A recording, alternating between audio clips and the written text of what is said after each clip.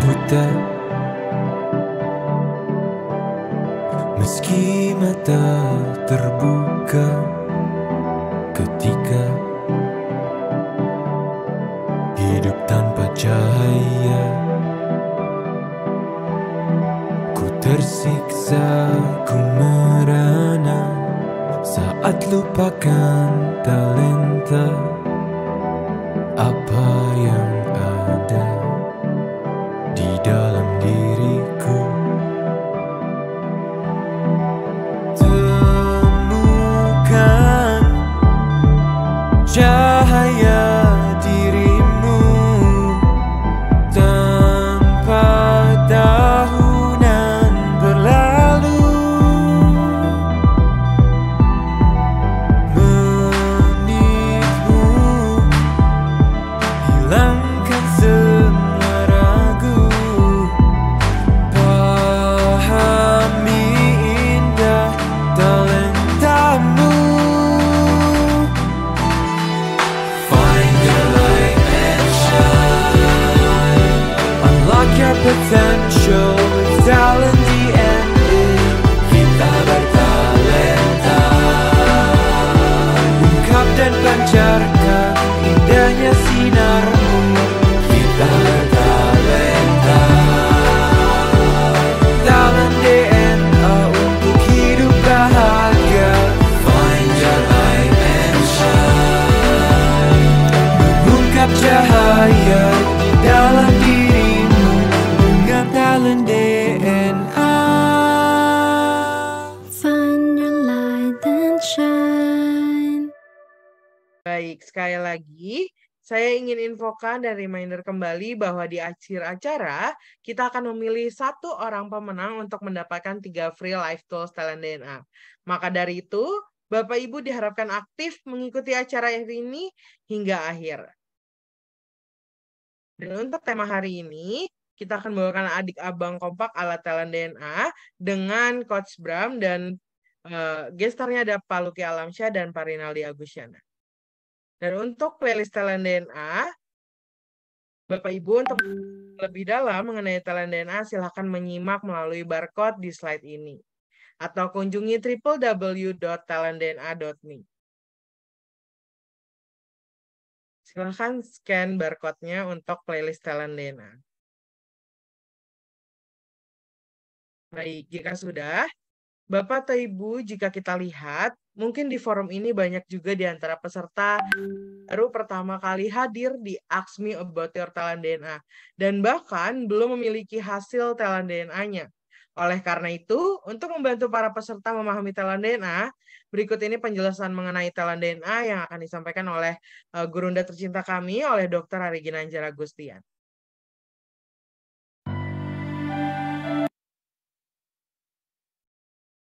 Pada tahun 2000, saya menulis dalam buku ESQ tentang adanya anggukan universal. Bahwa manusia akan mengangguk kepada nilai-nilai yang sama. Seperti mengangguk kepada kejujuran, keadilan, kebenaran, cinta, kasih sayang, dan masih banyak lagi. Lalu saya coba berikan sebuah pengukuran yang saat itu saya namakan barometer suara hati. Meskipun masih sederhana, tapi sudah saya tulis di halaman belakang buku ESQ. Ada 99 pertanyaan. Lalu pada buku yang kedua, yaitu ESQ Jilid 2 yang saya tulis di tahun 2002, lalu diterbitkan 2003, maka konsep tersebut saya lebih tajamkan lagi menjadi lebih simpel, tapi lebih efisien dan lebih akurat. Lalu saya membaca tentang ada algoritma digitalisasi suara hati tersebut. Dan inilah yang menjadi dasar lahirnya talent DNA yang sekarang bisa Anda nikmati, sebuah live tools untuk membaca nilai-nilai spontan serta tentang konsep-konsep nilai-nilai fitrah pada diri manusia yang bisa kita baca secara sistematis dan bisa menjadi live tools untuk melihat behavior atau perilaku manusia secara spontan yang senantiasa berulang-ulang. Tools ini saya namakan Talent DNA. Dengan talent DNA, Find your light and shine. Baik, sekali lagi kami reminder kepada Bapak Ibu, kami akan polling yang akan dimunculkan di slide nanti, siapa yang memang belum punya hasil talent DNA. Dan siapa yang baru pertama kali hadir di dalam seminar talent DNA, about talent DNA. Silahkan bisa di polling di layar yang ada.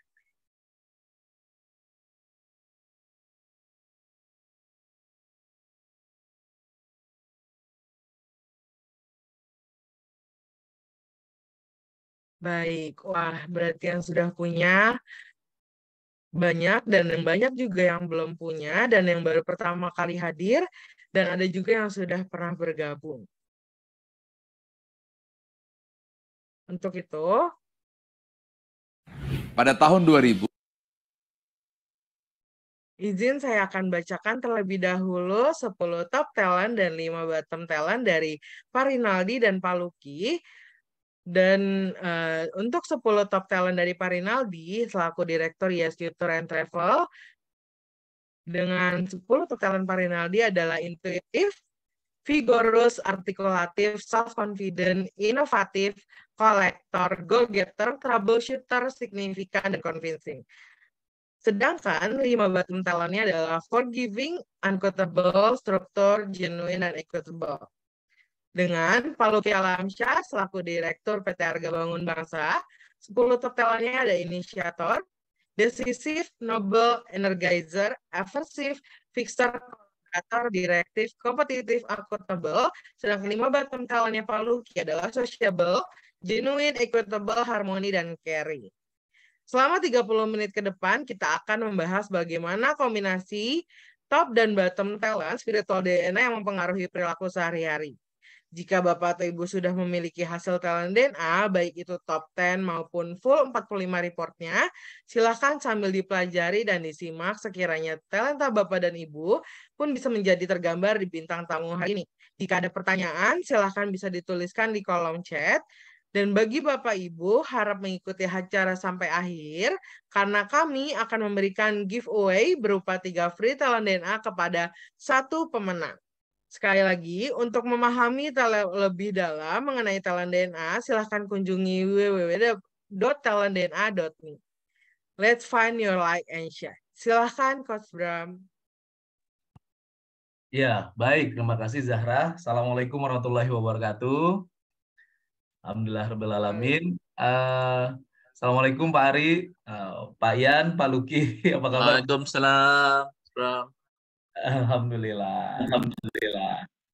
Ini sahabat-sahabat semuanya, talented people. Kalau kita lihat di sini kan ada warna-warna nih ya dari 10 setiap top talents ini dan juga bottom talents ya. Nah, apa sih yang disebut atau makna dari warna-warna ini? Nah, kita lihat dulu ya video berikutnya dari Pak Ari ya. Silakan Zahra.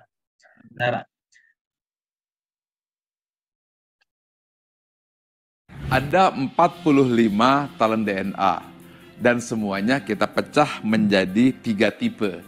Yang pertama adalah drive, berupa dorongan untuk maju dan berprestasi, berwarna biru.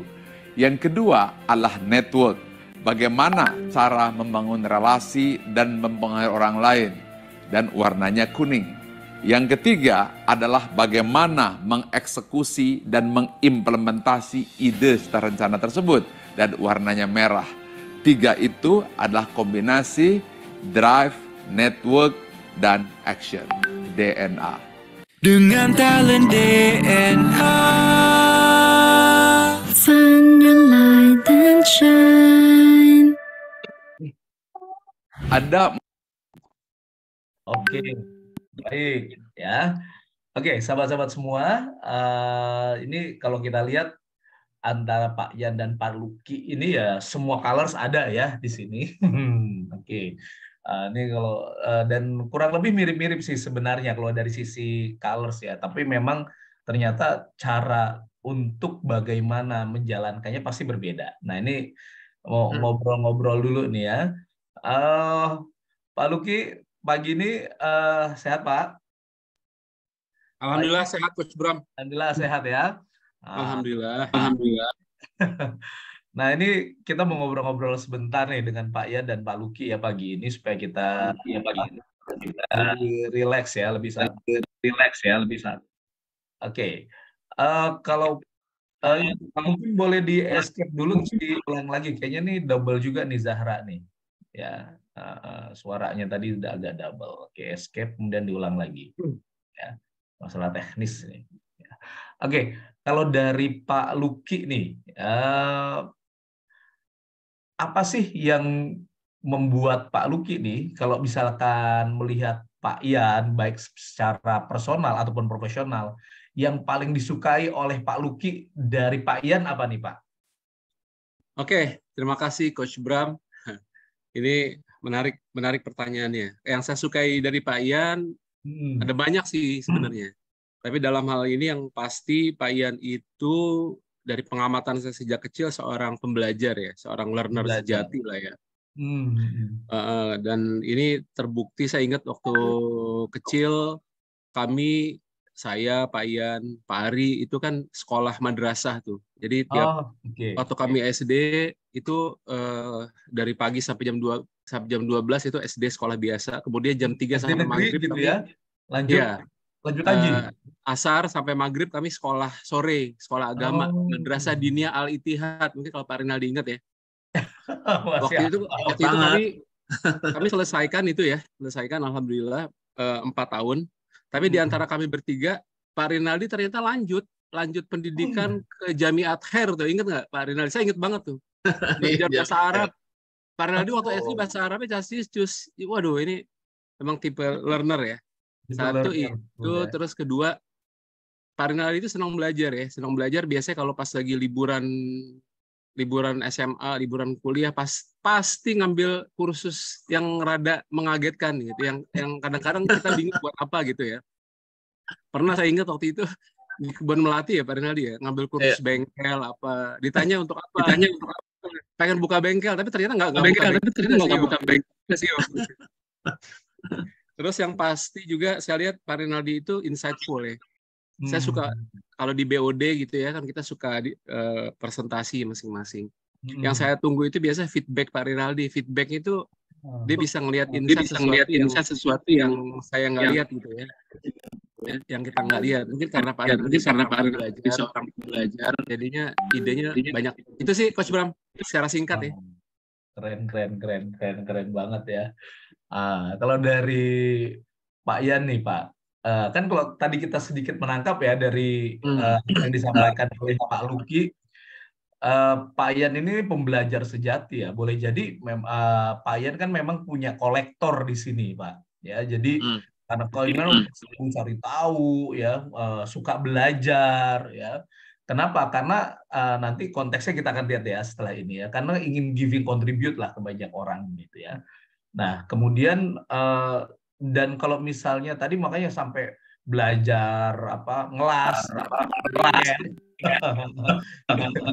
bahkan itu lanjut lagi tuh ya madrasahnya ke jenjang yang berikutnya. Dari Pak Ian sendiri seperti itu nggak sih, merasa apa? Iya, terima kasih Alki Coach Ram ya. Memang ya selalu keingintahuan gitu kan ya. Misalnya ya, belajar bengkel. Itu pikiran saya adalah kalau nanti saya punya motor, kalau nanti saya punya mobil, kalau saya nggak ngerti mesin gimana caranya mesin itu akan repot banget ini ya. Itu saya siapin diri aja deh ya, saya belajar bengkel walaupun saat itu belum punya kendaraan gitu kan ya. Tapi kumpulin dulu ilmunya gitu ya Pak. Antisipasi suatu saat nanti saya akan perlu ilmu itu gitu kan ya. Dan sehingga saya merasakan ketika punya kendaraan, saya ngerti jadinya enak banget gitu kan, dibandingin punya kendaraan tapi nggak ngerti gimana mesin bekerja. Nah, saya udah ngerti bagaimana mesin bekerja gitu kan. Dan hal-hal seperti itulah kira-kira yang selalu betul tadi yang Pak Luki sampaikan ya. Kalau libur itu nggak mau diem nih. Ya kalau misalnya nggak keluar nggak kemana-mana, gitu kan ya. Cari kesibukan lah ya. Kursus AutoCAD lah, ya kan. kursus macam-macam gitu kan ya. Pokoknya belajar apa yang saya prediksi ini akan one day akan saya perlu. Walaupun hari ini saya belum perlu AutoCAD. Dan sampai sekarang kayaknya nggak kepake juga kali AutoCAD-nya ya, Pak. Jalannya beloknya beda jadinya. Ini menarik nih Pak Yan. Apa sih yang melandasi Pak Yan untuk tadi itu belajar semua hal tadi? Bram. Ya Pak, siap. Yan itu dari kelas 1 SD, kelas 2, kelas 3, kelas 4, kelas 5, kelas 6 juara saat ranking 1 terus. Wow. SD 1, kelas 1, 2, 3 ranking 1 terus. Terus SMA ranking 1 terus. Ranking 1 terus. Masya Allah. 1 jailnya nauzubillah itu bikin itu kerjaannya godain Lucky sampai nangis tiap hari. Nah itu dia. Lanjut. Aduh, ternyata behind the scene itu ya. Oke, makasih Pak Ari. Ya, memang selalu ini ada keinginan untuk apa ya? Ya, supaya bawaannya jadi enak gitu kan ya. Supaya ya saya mungkin masih tersisa lah ya. Kadang-kadang suka joke gitu kan. Iya. Bukan tersisa, Pak. Memang kan menyenangkan ya kalau dengan Pak Yan ya. Karena Pak Yan kan mungkin itu ya, tadi ada self confidence ya. Orang-orang punya self confidence itu kan memang ya dia apa ya? Pikirannya jelas, kemudian punya kemampuan dan dia memang nggak ada pikiran untuk disalahkan dan lain sebagainya. Ya memang dia confident aja melakukannya. Ya. Ini karena confident-nya juga tuh sama inovatif. Inovatif kan ide-ide kreatifnya banyak tuh Pak, pop up ya. Sampai ngejailin aja itu punya banyak ide kreatif. Kadang-kadang udah kelihatan tuh 2 langkah ke depan apa yang mau jailinnya, apa ya rencana jailinnya gitu. Udah nampak ya visi. Oke. Tapi menarik nih Pak Yan. Kan tadi suka belajar dan banyak hal ya Pak. Apa sih yang melandasi Pak Yan untuk belajar? Bram. Ya, Satu lagi Bram. Dia tuh orangnya nggak mau kalah Bram. Oh. Udah kecil. Pokoknya nyebelin lah dengan dia nih. Nah kemudian main pingpong saya. Meja makan jadi pingpong. Oh iya. Saya cemes terus. Bos cemes. Pak, hui, gitu. Cemes lagi. Pak, hui, nangis dia. Oh, juga nangis dia. Kalah ya, Pak. Jadi rupanya nangis dia karena saya cemes kalah terus kan. Saya cemes meskipun bolanya ngawur-ngawur tapi yang penting dia kalah. Ya rupanya dia itu ini apa goal getter, Bram. Jadi kalau dia kalah tuh nangis dia. Lanjut, Bram. Iya betul yang Pak Ari sampaikan ya. Akhirnya supaya saya menunjukkan bahwa saya tercapai tujuan, akhirnya saya nyari lawan atau sparring lain. Kalau sparringnya biar saya menang. Yang udah pasti menang gitu ya, karena baru masih kecil. Kemungkinan menangnya lebih besar. Ada goal getter dan juga ada signifikan juga ya, karena signifikan ingin tampil kan, ingin terlihat terdepan. Belum lagi ada target capaian. Oke, ya ini interesting ya, menarik ya. Kalau dari Pak Yan sendiri nih, Pak, apa sih yang membuat Pak Yan suka dengan Pak Lucky gitu ya? Apa yang disukai dari Pak Lucky ini? Secara personal, secara profesional juga tentunya. Oke ya, secara personal Pak Lucky kalau misalnya lagi kumpul selalu membawa keramaian juga, gitu kan ya. Ngobrolnya penuh antusias, gitu kan ya. Mungkin juga suara kerasnya juga membuat perhatian orang juga, gitu kan ya. Yang kalau ketawa tuh satu gedung menara tuh kedengeran semua. Kedengeran semua. Sampai basement juga kedengeran kayaknya. Sampai basement B3 kedengeran gitu ya. Lalu juga humble-nya Pak Lucky gitu ya. Humble-nya Pak Lucky, dan kalau dalam konteks profesional ya hal-hal yang berkaitan dengan keuangan, analisa, bla bla bla. Nah itu Pak Lucky selalu saya menjadi sumber pertanyaan gitu kan ya. Saya selalu bertanya Pak Lucky. Lalu minta support untuk analisa keuangan segala macam ya Pak Lucky, hal yang sangat hands on dan sangat helpful lah dalam hal itu. Itu Bram, Coach Bram yang saya sampaikan. Wah, keren ya. Nah ini kan kalau kita lihat memang Pak Luki energizer ya. Ini tadi ya suaranya juga memang seolah-olah memang energinya tuh luar biasa Pak Luki ini ya. Dan kalaupun kita ngobrol dengan Pak Luki, kita tuh seperti apa ya, energinya Pak Luki itu kita keikutan semangat, betul nggak ya? Nah, kalau dari sisi profesional juga tadi ya, ini menarik juga ya, karena apa sih yang mendorong, kalau boleh tanya nih Pak Luki nih, apa sih yang mendorong Pak Luki untuk kemudian tadi yang seperti disampaikan bahwa ada energi yang luar biasa, kemudian untuk menjalani tugas itu apa sih Pak yang menjadi apa ya landasan utamanya nih Pak? Ya terima kasih Coach Bram. Ya kalau saya mungkin gini ya, kalau saya melihat sekali saya komit, kita harus all out gitu ya. Artinya dalam hal ini kan kita kalau sebagai profesional kita komit dengan OKR ya, kemudian kita sudah komit dengan numbers, komit dengan strategi. Ya udah fokus, once we set the strategy, let's do it all together gitu. Dan itu sih kalau menurut saya ya landasan itu komitmen itu ya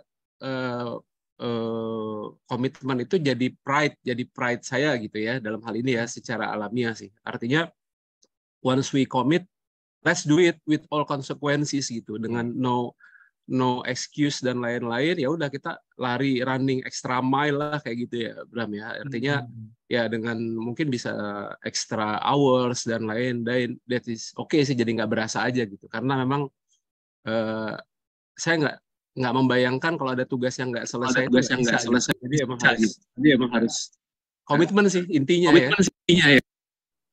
Ya, memang kata kuncinya tuh ya. Kalau dari Pak kita lihat bahasanya ya, linguistik. Ada accountable. Zahra boleh dicoba lagi nggak di kemudian nanti di ya suaranya gema ya. Tebal nih. Kemarin juga gitu, di ini aja, di escape dulu. Ini slide share-nya dimatiin Zahra, nanti baru dilanjutin lagi. Maksud saya itu. Share-nya di stop dulu, kemudian diulang lagi ya. Bram. Siapa? Luki itu dia unik tuh, dia bisa kuliah 2 sekaligus. 1 di teknik di UI, 2 di ekonomi di UI. Jadi sanggup kuliah 2 gitu. FISIP. Tapi akhirnya yang saya kagum, dia bisa buat keputusan dan dia pilih jadi accountant gitu, Bram. Finance. Nah, jadi waktu kecilnya itu dia itu cita-cita kan kalau kita naik bis, naik mikrolet kan ada tuh itu apa namanya? Yang suka minta-mintain uang, namanya kondektur ya. Ya betul Pak. Kenek Pak. Kenek. Nah sehingga karena kenek kan duitnya banyak tuh, ngambil uang 100 perak gitu. Sehingga waktu kecil cita-cita dia ingin jadi kondektur. Kenapa jadi kondektur? Duitnya banyak, kata gitu Bro. Yang ngumpulin uang gitu. Silakan bahas Bro. Siapa? Makanya akhirnya jadi accountant ya. Sama sih, sama-sama ngumpulin uang juga ya Pak. Aduh, lucu banget ternyata ya dibalik itu semua. Nah, tadi ya kita konteks Pak Luki kan bicara tadi ada komitmen ya, artinya bahwa kalau kita lihat kan Pak Luki ini accountable, artinya bahwa menjaga apa yang menjadi tanggung jawabnya. Satu sisi lagi ya Nobel itu adalah kalau misalkan sudah punya prinsip yang kuat, wah itu sulit sekali untuk menggoyahkan Pak Luki ya. Ini yang sepertinya tadi ya kalau Pak disampaikan karena ingin jadi kenek ngumpulin uang kan jadi accountant juga ngitung uang.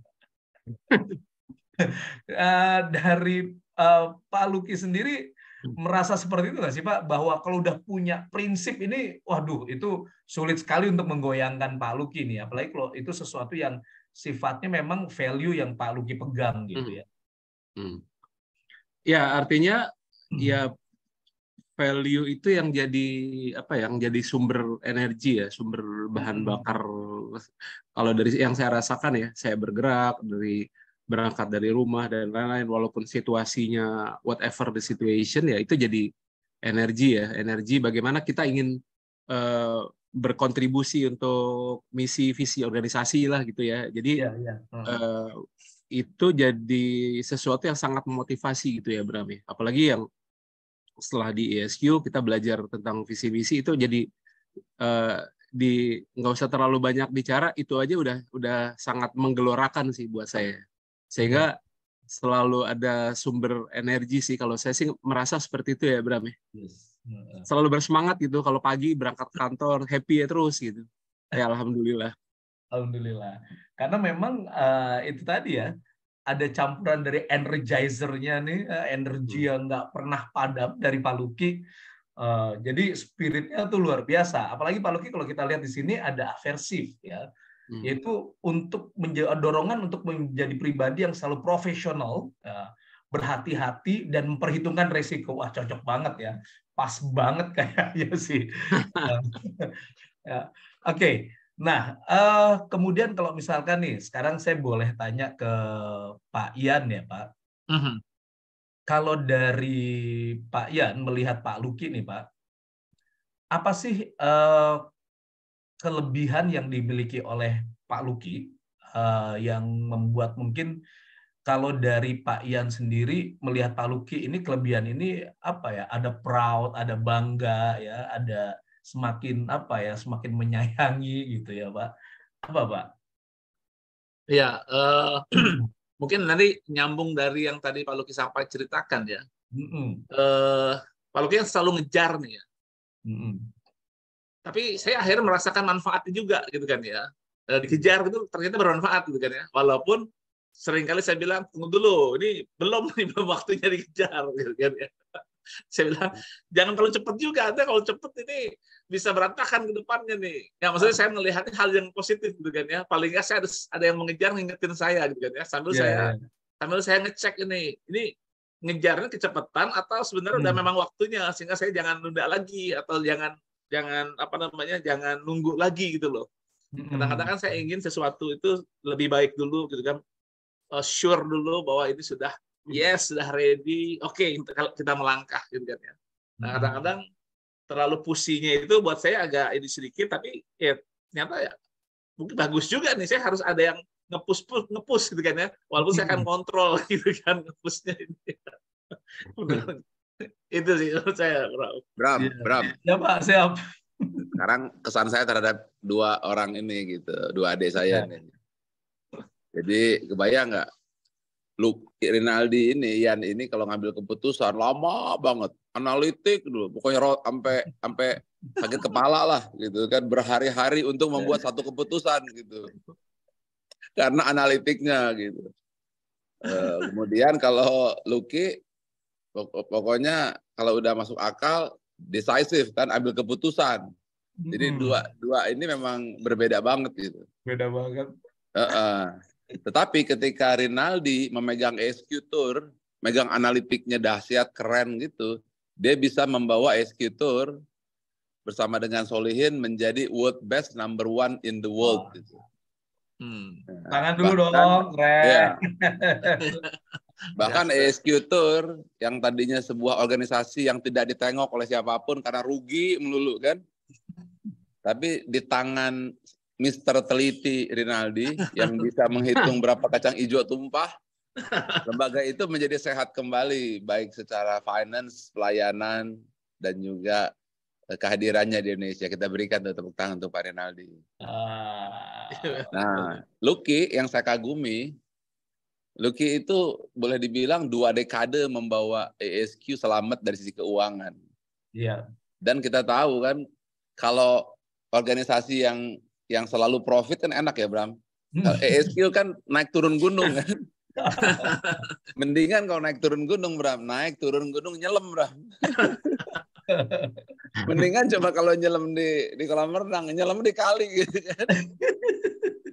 Tetapi apa yang membuat saya salut dan bangga sama Luki itu, dia mampu memanage kondisi ESQ dalam segala situasi yang tidak menentu melalui zaman berbagai badai finansial dan terus survive sampai dia bisa memanage sampai Menara 105 berdiri gitu. Sesuatu impossible. Jadi Lucky itu kombinasi antara accountable dan aversif yang perfect. Jadi aversifnya itu benar-benar bisa menata cash flow. Paling susah kan lebih cash flow, Bang. Kalau mengatur rugi laba gampang gitu. Jadi mengkombinasikan antara cash flow, kemudian juga dengan sustainable ESQ, dia mampu tuh aversifnya ke depan banget. Sehingga ESQ bisa ada terus eksis sampai tahun 2023 akibat tangan dingin, accountable, dan aversifnya Lucky. Kita berikan applause Lucky dan Rinaldi. Terima kasih Pak Ari bimbingannya. Alhamdulillah. Terima kasih Pak Ari. Keren banget ya Pak. Tapi memang ini ya, kalau Pak Yan merasa kan ya, atau dengan Pak Lucky tadi yang seperti Pak Ari sampaikan ya, Pak Yan ini kan didorong tadi ya, ada troubleshooter gitu ya. Sukanya itu selalu cari solusi, tapi ada campuran dengan kolektornya. Jadi ilmu-ilmu yang sudah dikumpulkan, itu gimana caranya bisa digunakan dalam memecahkan masalah. Belum lagi dorongan untuk belajar sesuatu yang baru juga kan.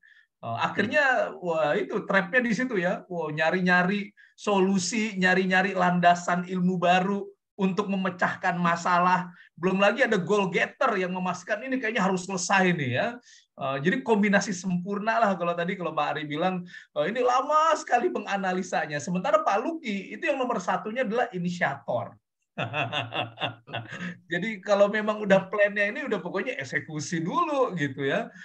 Buat Pak Yan ya perencanaan sempurna itu penting. Tapi kalau misalkan ini kalau setiap kali tampil double lagi ya. Mungkin Zara bisa dicek lagi. Boleh di ini aja. Dulu ya. Di stop dulu. Nah, ini ya. Sementara kalau Pak Lucky ini kan memang nomor satunya itu adalah inisiator tadi ya. Jadi ide, pikiran ya udah secukupnya, kemudian trial and adjust ya. Tadi kalau Pak Ari juga sampaikan ada aversifnya, itu yang membuat akhirnya ya tadi perjalanan cash flow-nya ini ya Pak ESQ itu jadi bisa berjalan dengan baik ya karena ada Pak Lucky nih yang kemudian menjalankan semuanya. Belum lagi Pak Lucky juga ada dorongan untuk fixer ya, hingga selalu mampu untuk memperbaiki sebuah kondisi-kondisi persoalan-persoalan, masalah-masalah dengan ide dan solusi baru. Kalau dari Pak Yan dengan Pak Lucky gimana tuh Pak? Betul nggak sih seperti tadi itu seperti itu? Ya betul Coach Bram ya. Apalagi kalau misal nih sesinya sesi Mbak Anti ya, ada Mbak Anti di sini ya. Itu kan udah Mbak Anti nggak ya? Itu kan modulnya selalu modul-modul hadir Pak, hadir. Ya, itu kan modul-modul yang challenging gitu kan, modul-modul yang bukan regulernya ESQ selama ini gitu kan ya. Dan itu untuk pencariannya gitu kan ya, pencarian apa nih kira-kira yang tepat nih dengan learning objective. Nah itu memang saya rasa seperti nggak capek gitu mencari sumber-sumber lain itu untuk memberikan yang terbaik gitu kan ya. Gimana caranya nih supaya customer benar-benar mendapat manfaat ini kan ya sesuai dengan learning objectives-nya. Nah, biasanya proses pencarian itu wah muter gitu kan, cari lagi konsul dengan Mbak Anti ini gimana segala macam gitu kan ya. Jadi betul-betul ingin yang terbaik lah yang didapat dan di-deliver ya. Atau juga modul ketika dengan BOD misalnya kan. Yang sifatnya workshop, diskusi. Nah, itu menyiapkan dirinya itu ya betul-betul saya harus all out gitu kan, menyiapkan yang saya bisa terbaik, yang saya bisa berikan. Dan biasanya benar tuh Mbak Wi tulis di kolom chat nih ya. Nah, ini akhirnya kolektornya jalan nih Mbak Wi. Tapi itu natural aja. Sehingga saya jangan sampai ketika nanti menghadapi diskusi ini stuck gitu kan ya. Nah, saya banyak harus antisipasi bahan-bahan apa yang saya punya supaya saya at any possible predicted condition saya sudah ready dan akan bisa digunakan. Itu sih ya. Oke.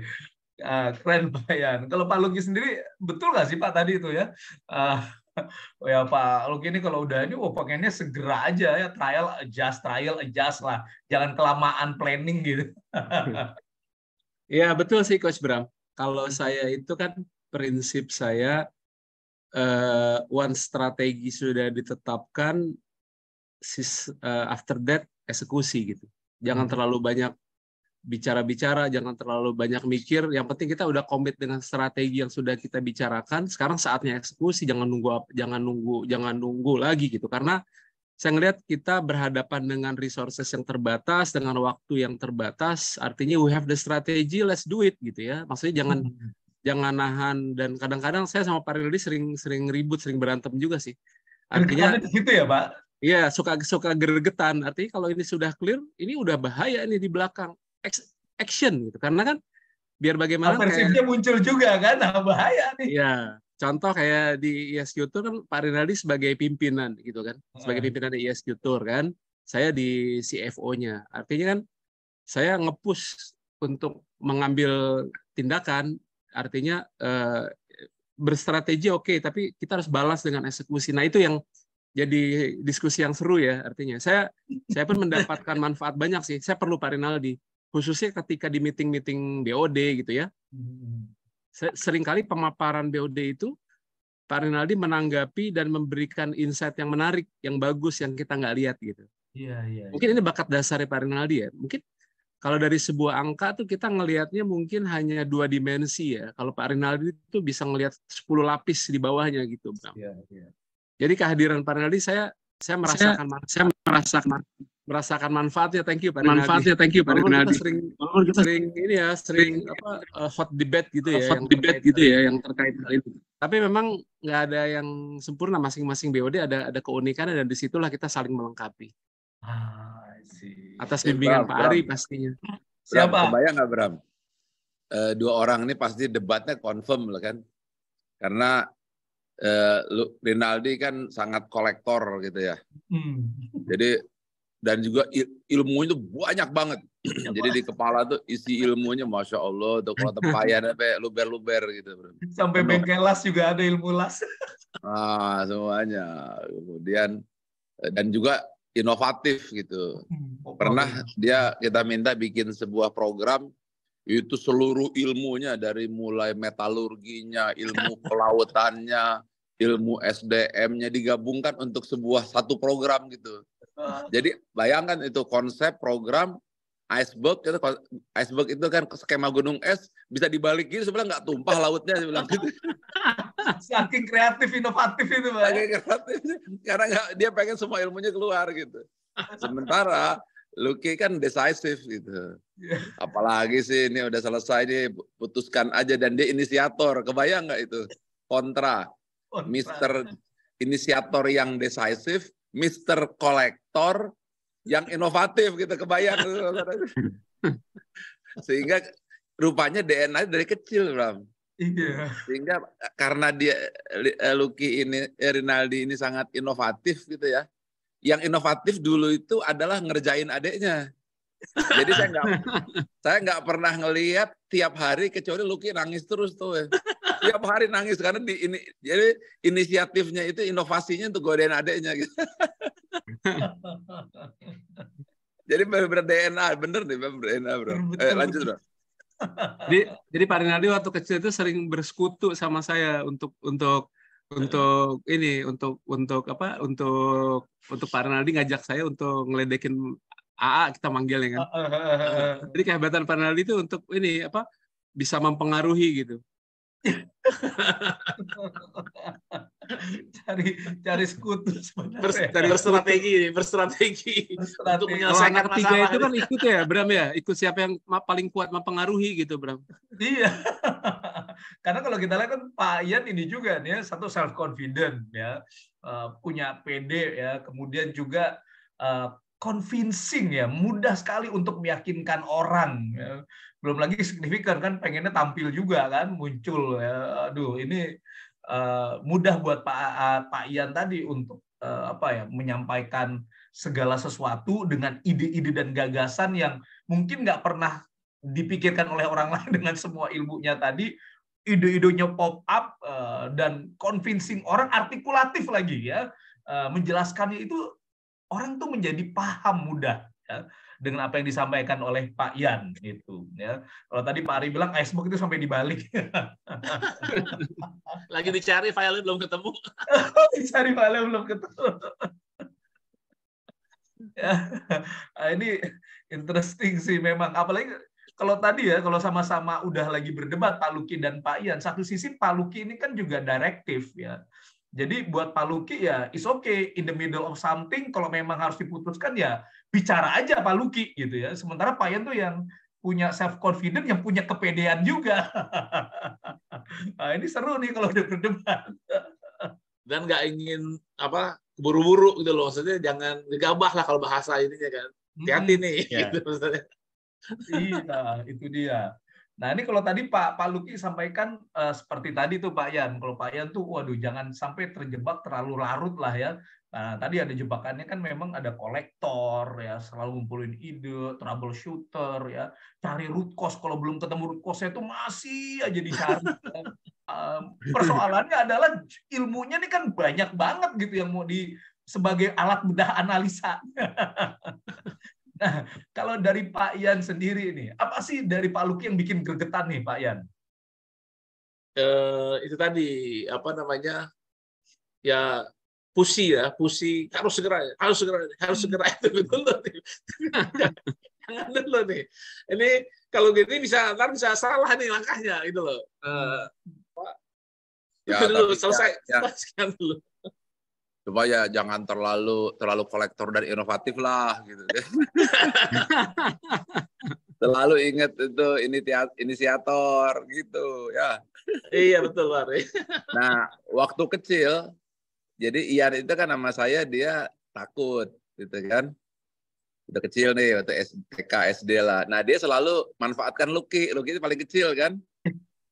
Nah, akhirnya Luki itu dipakai untuk ngejailin saya, ngeledek gitu. Gigi saya lu hitam semua, Bram. Gigi saya hitam semuanya.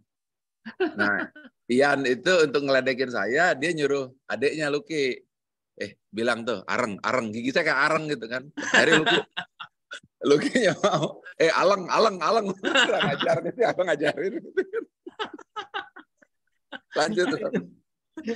Itu mempengaruhi, convincing, inovatif ya, idenya ada aja. Pak Luki teryakinkan Pak Luki. Tapi troubleshooter juga tuh tadi.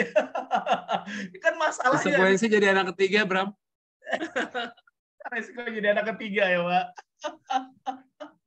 Di-utilize untuk nyerang abang lagi, itu troubleshooter yang solusi Pak Yan. Aduh, oke. Ini interesting sekali ya, menarik kalau misalkan kita bahas lebih lanjut ini ya. Nah, sekarang kalau boleh saya tanya nih Pak Luki deh, ya. Kalau Pak Luki sendiri melihat sosok Pak Yan, ya mulai dari kecil sampai sekarang, ya mungkin kalau dijadikan satu kalimat apa sih Pak? Ya, yang pasti kalau satu kalimat, Pak Rinaldi orang yang orang yang soleh pastinya kan. Dari dulu tuh jadi anak masjid lah. Sampai detik ini jadi ketua Pak Rinaldi namanya?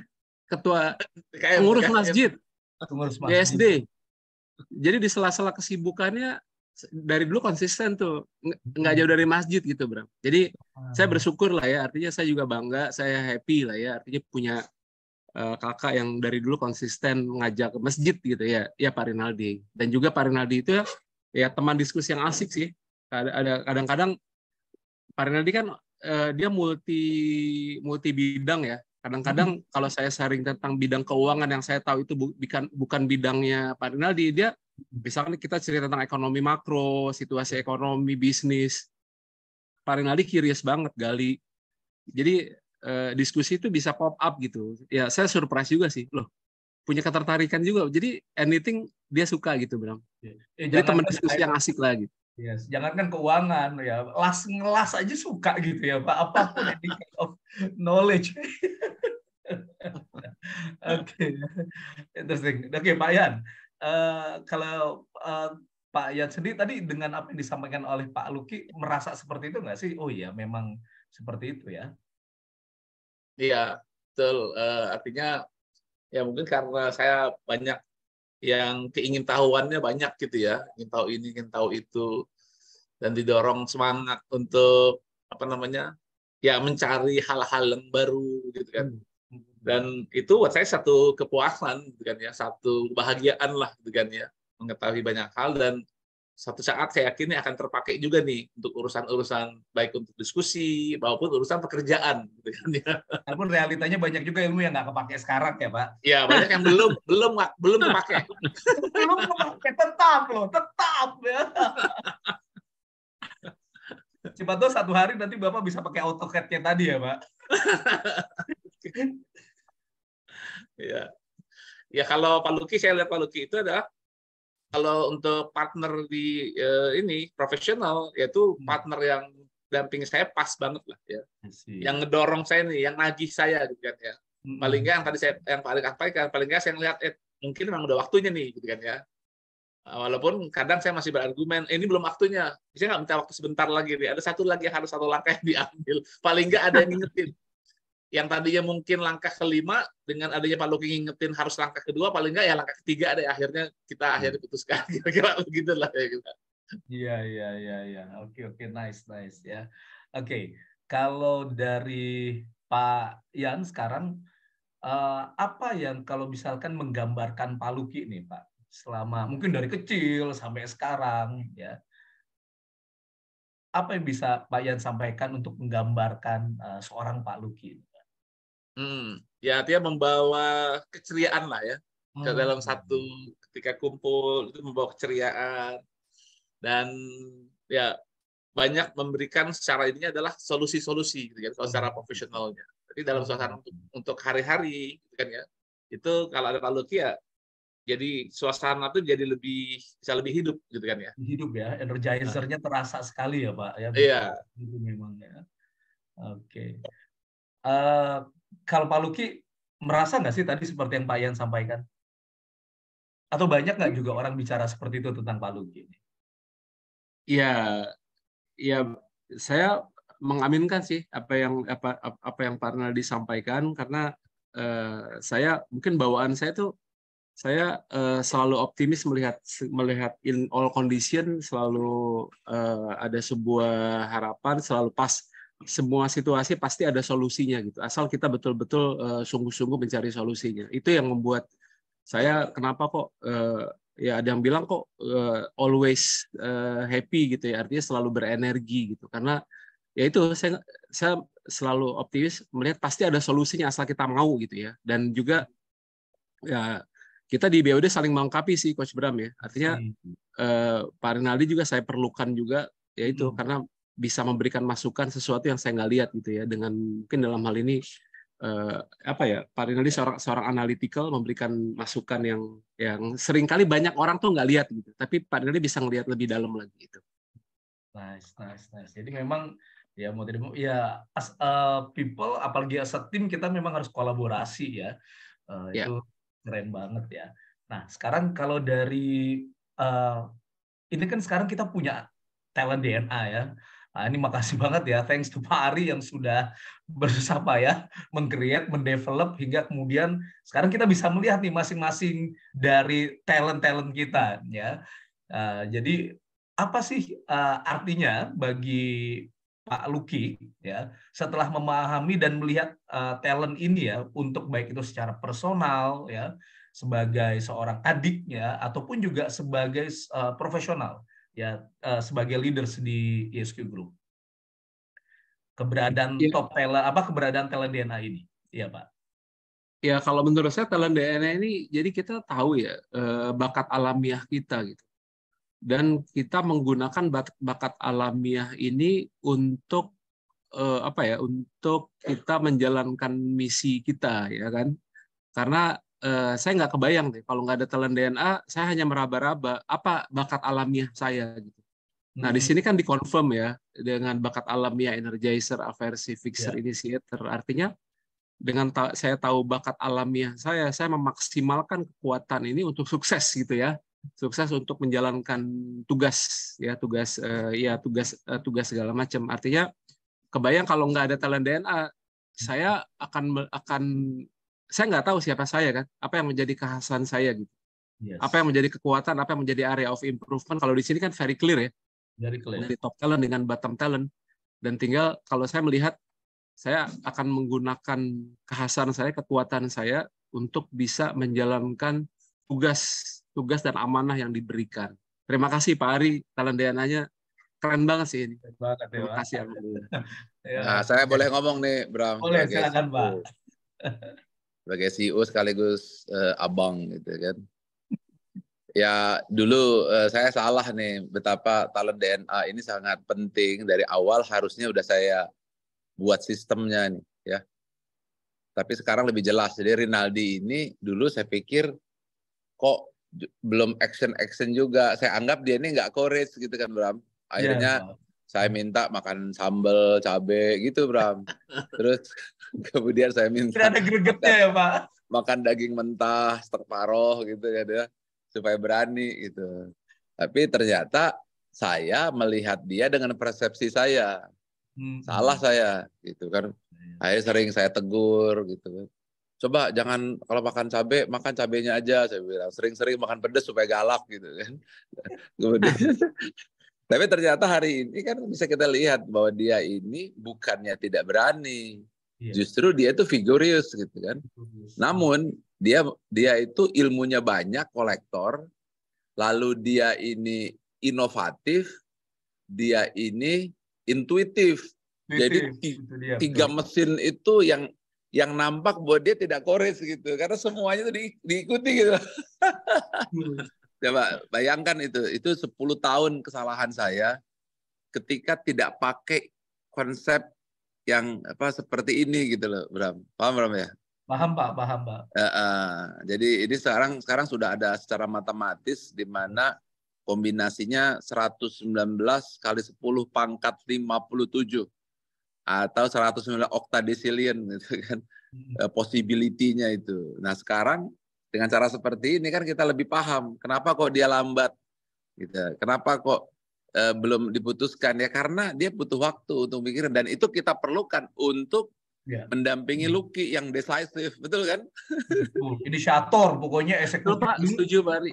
Iya, sudah inisiator decisive gitu.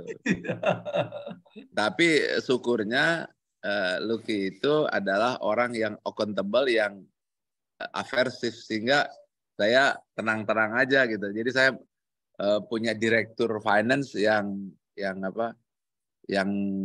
fixer, jadi masalah berat apapun dia mampu menyelesaikan dalam segala situasi, kondisi, selalu aja ada solusinya untuk mengatasi sampai berjalan hingga hari ini. Ya, sehingga orang-orang seperti ini adalah memang alhamdulillah ya ditempatkan di tempat yang cocok, membuat ASQ Tour menjadi world best. Tepuk tangan untuk Pak Rinaldi. Dan membuat ASQ Group bisa terus survive hingga hari ini. Tepuk tangan untuk Pak Lucky. Terima kasih. Assalamualaikum warahmatullahi wabarakatuh. Waalaikumsalam warahmatullahi wabarakatuh. Masya Allah ya. Terima kasih Pak Ari. Terima kasih Pak Ari. Alhamdulillah. Ya, dan itu memang luar biasa ya. Artinya dengan saling memahami satu dengan yang lainnya. Oke, kalau dari Pak Yan nih Pak, apa nih tanggapan Bapak tadi? Pak Ari juga udah sharing ya tentang talent DNA ya. Nah, kalau dari Pak Yan, apa sih dampaknya talent DNA ini setelah ada nih Pak? Iya. Oke, makasih Coach Bram.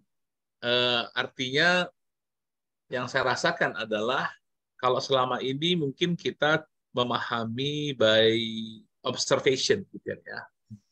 Yang sifatnya adalah perception, ya bisa benar, ya kadang salah juga gitu kan ya.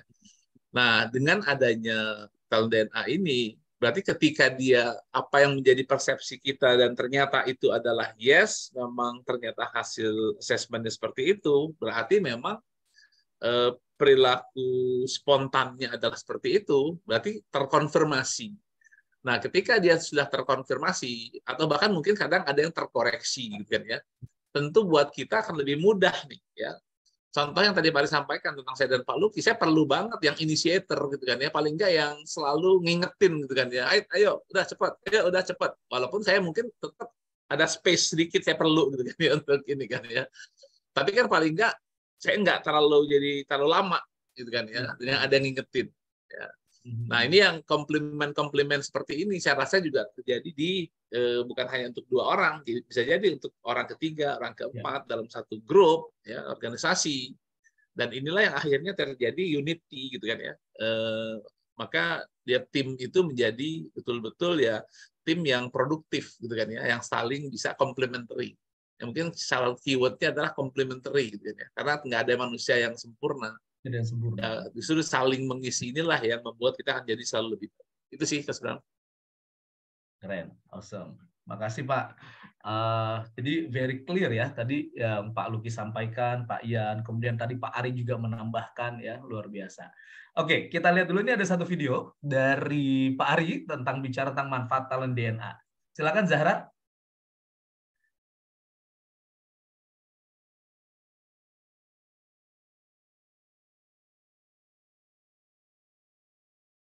Ya, halo Zahra. 3 manfaat untuk talent DNA. Yang pertama, bagi individu agar hidup bahagia dan sukses, memahami siapa diri kita, dan bahkan menentukan apa karir yang paling sesuai dengan talenta DNA kita. Yang kedua, bagi keluarga. Ini sangat penting untuk pasangan supaya bisa harmonis tanpa friksi. Kemudian orang tua, bagaimana menilai anak supaya tidak berdasarkan keinginan diri, tapi dengan memahami siapa anak kita, apa talentanya. Belum lagi kakak dan adik, mertua dan keluarga, semuanya harus saling mengenal. Inilah ta'aruf talent DNA. Dan yang ketiga adalah bagi korporasi. Banyak sekali staf yang salah penempatan. Pimpinan tidak bisa mampu membaca siapa bawahan. Dan akhirnya rekan kerja timbul friksi akibat tidak saling mengenal. Sehingga tidak terbangun tim collaboration. Talent DNA menjawab hal tersebut, sehingga akan terjadi penempatan yang sesuai dengan talent DNA dan terjadi soliditas dan harmonisasi dalam bekerja. Inilah 3 manfaat talent DNA. Dengan talent DNA, find your light and shine. Alhamdulillah ya, Masya Allah, Alhamdulillah Rabbil Alamin. Bapak Ibu, sahabat-sahabat semuanya, ya, dan di ujung kita diskusi ini, ya, jadi kita udah diskusi ngobrol-ngobrol, ini keren banget, ya, dari apa yang sudah kita hasilkan bersama, ya, apalagi kalau bicara tentang as a teamwork, ya, sebagai satu bagian dalam sebuah tim di dalam sebuah organisasi atau di perusahaan di SQ Group. Seringkali kita ini sukanya dengan dekat dengan orang, mendekat pada orang yang punya kesamaan, ya, itu kan nyaman sekali ya. Tapi ternyata dalam era post disruption ini, mau tidak mau ya memang kalau istilahnya dari Pak Ari adalah learning people agility. Kita harus punya agility untuk mau berkembang, untuk mau mendekat kepada orang yang memang boleh jadi berbeda dengan kita. That is collaboration. Terima kasih Pak Luki, Pak Ian, Pak Ari, makasih sudah banyak juga sharing-sharing yang seru tadi Pak, kisah-kisah ketika kecil, ya. Dan terima kasih juga Bapak Ibu, dan silahkan boleh dilanjutkan lagi oleh Zahra. Assalamualaikum warahmatullahi wabarakatuh. Silakan Zahra. Baik. Masya Allah, terima kasih atas sharingnya Pak Rinaldi dan Pak Luki. Kita senang sekali bisa mendengar cerita pagi ini dari Pak Rinaldi dan Pak Luki dengan kisah inspiratif yang tergambar dari talent DNA, sangat menginspirasi bagi kita semua. Baik, untuk itu, izin Bapak Ibu untuk memahami lebih dalam mengenai talent DNA, silakan menyimak melalui yang ada di layar kami, atau bisa langsung scan barcode yang tersedia, atau kunjungi www.talentdna.com.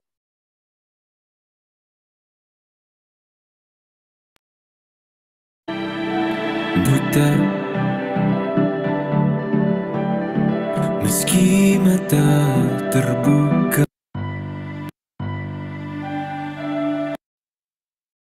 Baik, Bapak Ibu, untuk selanjutnya saya ingin memberikan kabar gembira untuk Bapak Ibu semua, baik yang belum melakukan pengisian talent DNA ataupun yang baru mengisi 10 top talent DNA. Yang spesialnya adalah selamat untuk pemenang giveaway 3 Lifestyle Free Talent DNA, yaitu Ibu Oktavianti Puspitasari. Selamat kepada Ibu Oktavianti Puspitasari. Silakan bisa DM melalui tim kami. Dan untuk itu, izin bagi Bapak Ibu yang baru ambil 10 top talent dan ingin mengetahui ke-45 talentnya, bisa melakukan top up di harga spesial Rp335.000. Sementara bagi Bapak atau Ibu yang belum ambil Lifestyle Talent DNA, silakan bisa langsung ambil dengan harga spesial Rp500.000 untuk 45 full report. Dan gratis training Talent DNA Mastery Online via Zoom.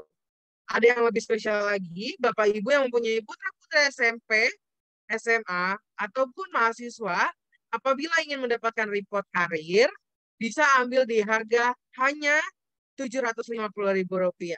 Sudah termasuk free training Talent DNA Mastery 4 ya.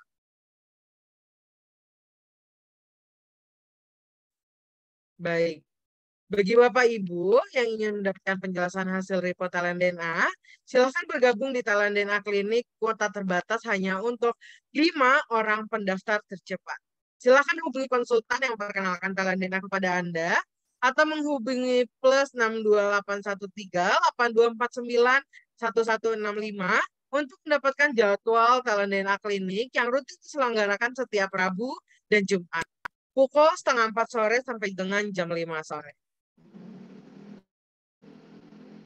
Sebagai penutup, izin saya Zahra Zarifah selaku MC memberikan informasi pada hari Sabtu 21 Oktober 2023 ini jam 10 pagi sampai jam 11:30 siang kami akan adakan kembali seminar Talent DNA Corporate bersama Talent DNA Coach Putri Pamela dengan bintang tamu Bapak Robi Saputra. Silakan bisa diinformasikan juga kepada rekan atau kerabat dan keluarga.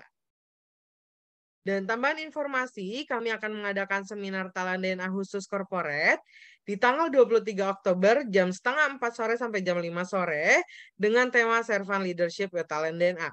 Bersama Talent DNA Fasilitator, Ibu Nurul Fitrianis Haini dengan bintang tamu Bapak Kuarta Ardim Prana. Silahkan bisa klik atau menghubungi agen yang mengundang Anda ke seminar berikut. Atau bisa scan barcode dan link yang ada di layar presentasi. Baik, Bapak Ibu, seperti yang sudah saya sampaikan di awal, bahwa kami memberikan giveaway untuk satu pemenang tersebut, dan pemenang ini adalah Ibu Oktavianti Primasari tadi. Silakan DM sebagai pemenang untuk memberikan nomor telepon melalui personal chat kepada kami untuk mendapatkan 3 Lifestyle Talent DNA senilai Rp495.000. Selamat Ibu Oktavianti, terima kasih atas waktunya. Semoga kita semua mendapat banyak manfaat dari seminar aksi pagi hari ini. Akhir kata, wassalamualaikum warahmatullahi wabarakatuh. Selamat pagi. Salam Gerakan Indonesia Bertalenta.